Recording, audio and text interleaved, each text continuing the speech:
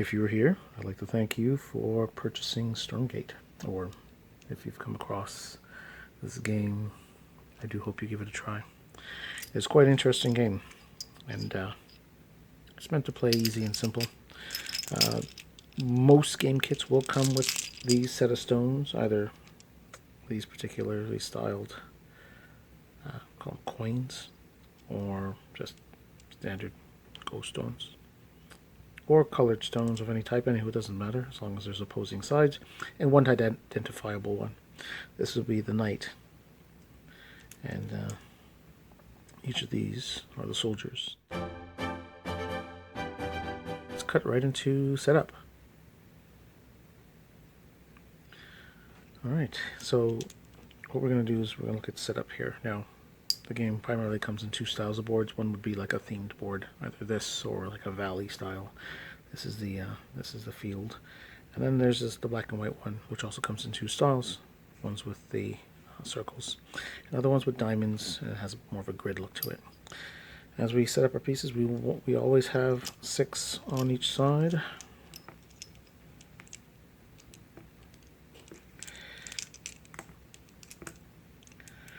These are our stones.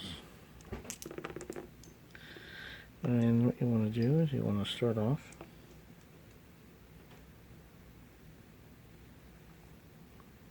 there's an extra stone in here. Oh, actually, this was this is the soldier. It's got a little ring on the top of it, and then this here is the standard soldier with no markings. But we'll use this as the knight. I'll take this off the field. You need this here, and then again the one with the ring. Oh, you take it off the field. I'll just put it over here for now. So when you're setting up the board, knights always sit on the home marker. This will be the river, or half of the field. This is your home line. Whenever playing the game in a home line, the terminology is used. This is your home line. And your knight sits in the center on the gate. You set up 3 around him, and you set up 3 off the field here. Now these 3 off the field are your knights in reserve. They're the ones that can come back into the game if any of the other knights are captured. The whole purpose of the game is to basically capture your opponent's gate or take your opponent's knight. Basic movement. For StormGate, there is a standard set of rules. All players move forward up the field and sideways, but they cannot move backwards. And as explained in the intro, only the knight, once it's over the river into its opponent's territory, can then move around. So once this crosses over the river, he can move only back to the river, but he can never go back into his home territory. So the idea in movements for StormGate is you move 2 soldiers or the knight. That's it. Each soldier can only move 1 space, and they can only travel 1 space within their turn. So we can move him forward and move him forward, or we can move him forward and move him forward, or we can move him sideways and move him sideways. Or we can move him sideways and we can leapfrog, which counts as a soldier's 1 turn.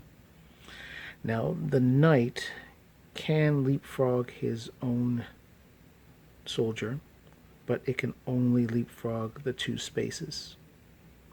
The knight normally moves 2 spaces, whether it's forward and sideways, or whether it's forward and forward, or whether it's sideways and sideways. Either way, the knight moves 2. Soldiers only move 1. This hop would count as a single, and it can only do that. The great thing about the soldiers is that if we start a game where, let's say, for instance, we go 1, 2,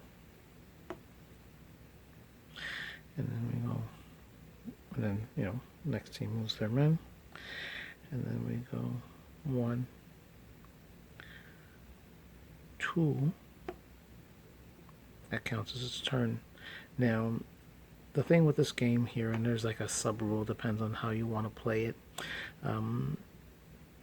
I wasn't a big fan of players going back and forth, creating like a constant loop of chase and follow.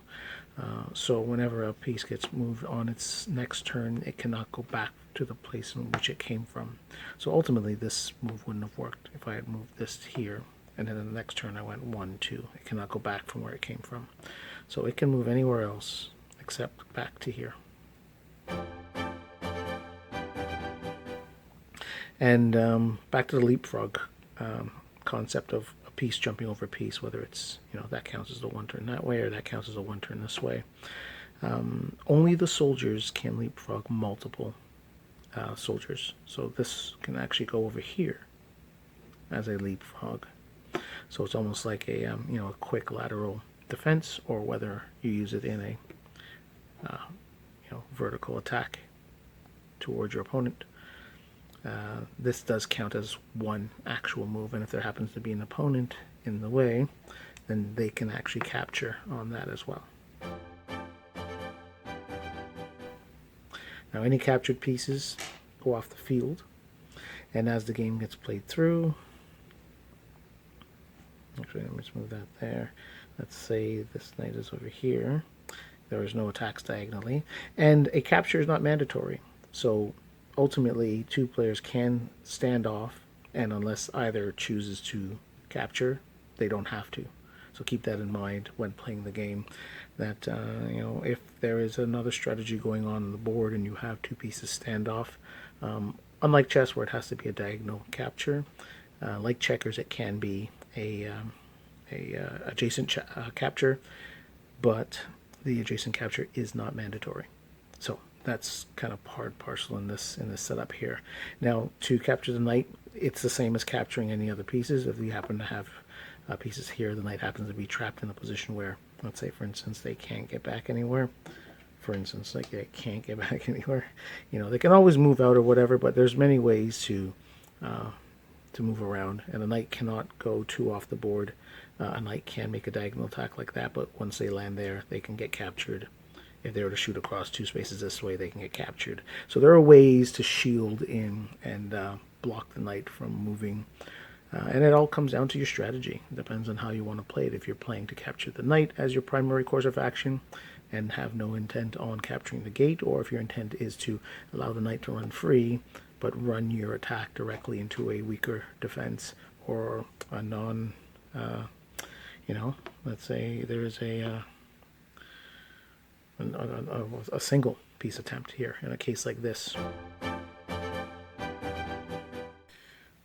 Now, seeing as this is kind of closing game formation, I neglected to bring in one thing. You do have soldiers on the field that soldiers off the field that you can bring in.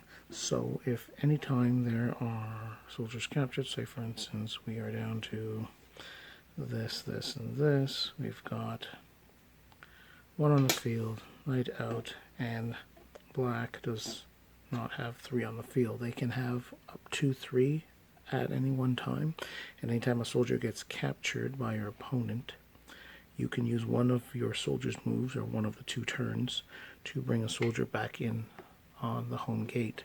Now the home gate has to be clear for that soldier to come in, and that counts as the 1 move. So that would be, let's say if it was black's turn, this is where we ended up. Let's say white moved here and moved from here to here.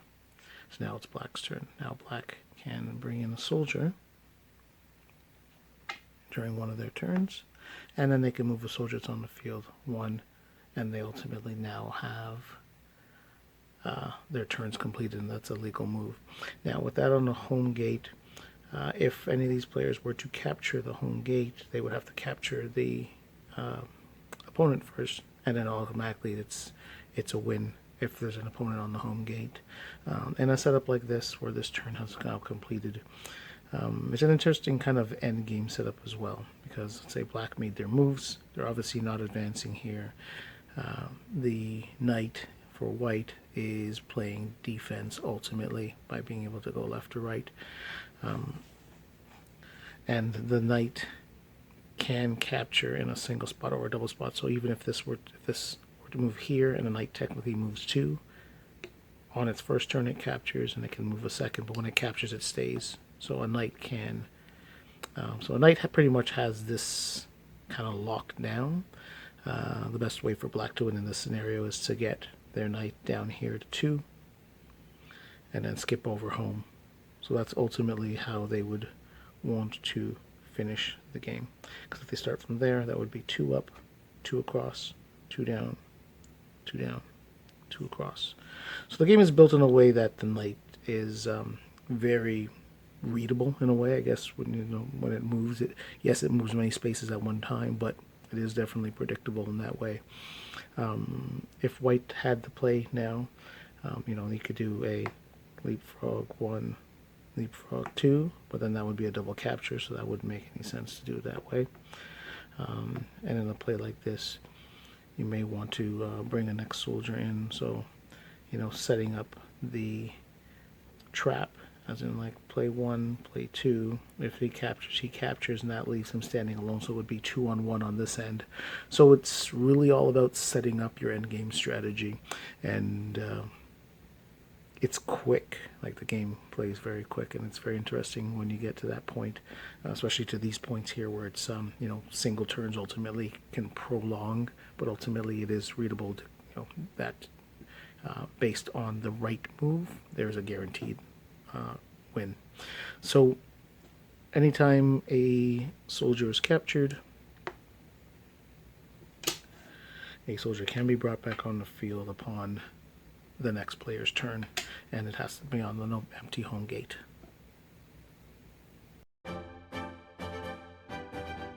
Where this would be a very interesting setup, knowing that the leapfrog would denote a kill here, but a move like this, 1-2, now puts you in lead, and any move by this player, which would normally be to defend the gate, they can't go backwards, so they can only go sideways, so that would be like a single move. Let's say that's a single move. Now this can be a capture. Why would they put themselves in that position? Either way, they're stuck as a thing in general. So that's many ways to kind of get down to like closing moves in the game. Game doesn't last very long. They're like 5 to 10 minutes. And the great thing about that is you can play multiple games over and over without ever having to worry about long 40 to 60 minute sessions like you would chess. This is a micro version of chess, which means there are a lot of readable moves in this. It is ultimately solvable a lot more so than chess, but it is not as straightforward as checkers would be. So it fits somewhere in between that, and if you enjoy either game for the sake of the challenge of opposing strategies and tactics, then StormGate is the game for you. I'd like to thank you for watching. I hope you do enjoy the game, and if you do, you can leave me some feedback. Reach me at ADL Interactive, the website adlinteractive.com, or you can drop me an email at info@adlinteractive.com. Thank you, and take care. Enjoy.